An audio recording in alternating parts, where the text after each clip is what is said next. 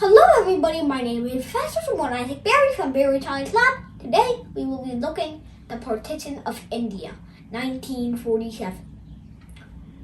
Now, the reunification of Bengal in 1911 seemed to determine the fate of East Bengal, but East Bengal was not ready for what was coming. Now, the main reason India was split up is because the Governor General of India at that time, George Curzon, planted a seed in the leaders of the Muslim League, the stupid, shallow-minded leaders of the Muslim League, that one day they could have a state based solely on religion, named Pakistan, of course. This new dominion of Pakistan, they had already come up with the idea for, and the main idea of what the dominion would be about, and that hadn't been come up with yet, but that would be come up with soon. The Indian National Congress, headed by Mahatma Gandhi, had to push for pro-India independence because everybody was at this point, and India was being oppressed by the British. So, what else is there to do if you've been campaigning for 400 years? Well, the groups, although seemed big in Indian politics, actually were still tiny compared to Britain's emergency tool, the dictatorship iron fist. Because remember, Britain still controlled the territory of the British Raj. It's only 1925 right now. Oh no, actually 1920. And so, the Lucknow Pact was signed between the Muslim League and the Indian National Congress because, the INC and the Muslim League had to if they were going to get anywhere. And two, everybody needed an advantage. So, the agreement stated that the Muslim League would continue to push for independence, although stronger, because all they wanted really was a separate religious state.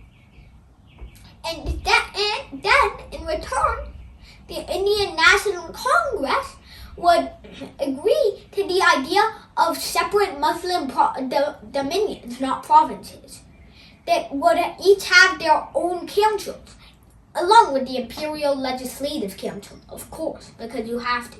The Lucknow Pact was one of the main reasons why India was divided instead of united when everything turned out.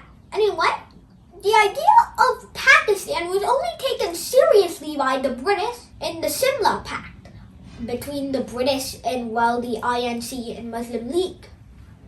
So the British started to take Pakistan a little seriously because, they had to divide along religious lines, otherwise people might get angry in the new dominions, like the Muslim League, for example. So, what they did was they divided India into the dominions of India and Pakistan based on religious minority or majority.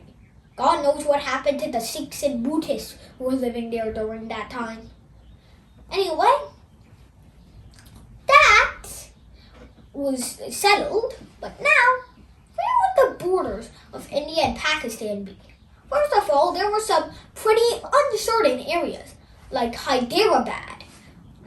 And, this one might get you Chinese and Pakistanis out there a bit fired up, but Kashmir and Hyderabad were argued on at the time, because they were separate provinces, at least in the British Raj. But Hyderabad was annexed in 1951.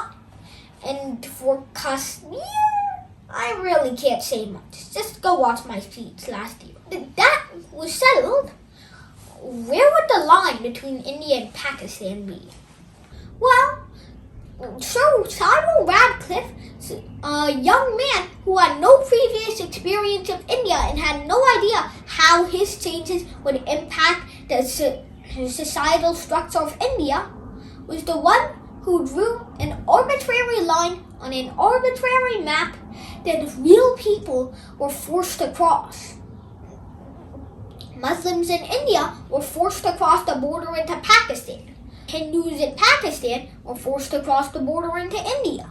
And violence ensued between the refugees. some people killed and raped others, and well, it wasn't quite a good time during that partition. So Pakistan declared independence from the British Raj on August 14th, 1947, although the British actually lost control the day after. And India declared independence on August 15th, 1947. So that's really how the partition of India happened. It caused a lot of violence, and it caused things that still affects India's relationship with Pakistan to this day. By the way, we're not covering, the independence war of Bangladesh yet. That comes in the next part. For now, we'll see you. Bye!